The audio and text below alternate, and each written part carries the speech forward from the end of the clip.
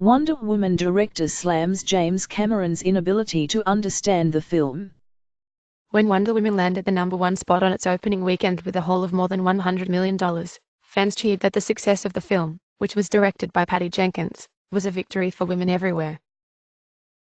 Director James Cameron isn't so sure about that. In a new interview with The Guardian newspaper, Cameron said that the protagonist of the film, actress Gal Gadot's Wonder Woman, was an objectified icon. All of the self-congratulatory back-patting Hollywood's been doing over Wonder Woman has been so misguided, he said. It's just male Hollywood doing the same old thing. I am not saying I didn't like the movie, but, to me, it's a step backwards. In his critique of the movie, Cameron pointed to the female lead in The Terminator, which he directed, as a better heroine. Sarah Connor was not a beauty icon. She was strong, she was troubled, she was a terrible mother, and she earned the respect of the audience through pure grit, he said. To me, the benefit of characters like Sarah is so obvious. I mean, half the audience is female.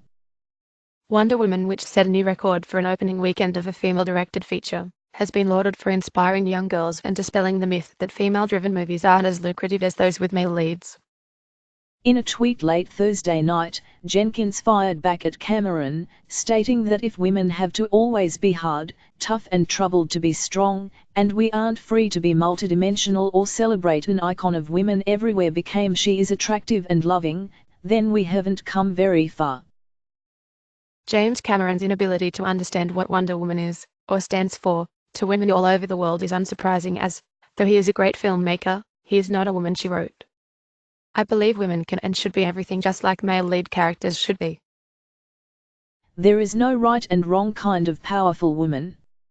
And the massive female audience who made the film a hit it is, can surely choose and judge their own icons of progress. Making Wonder Woman was a passion project for Jenkins, who fought for more than a decade to get it made. Fighting stereotypes, she told ABC News prior to the film's release, was a tough process. It got lost in this strange belief system that action movies were only for boys and that superheroes were only for boys, she explained. But, comics have always had a bunch of great female characters and a bunch of great female superheroes. I think Wonder Woman is the grand, classic superhero, of which there are very few, Jenkins continued. Many of the superheroes stand for different, smaller things. She is a hero, uncomplicated, loving, kind. Also sexy, cool, tough, badass. Her tenacity paid off. Warner Bros. Announced last month that a sequel to the movie will hit theaters on the 13th of December, 2019.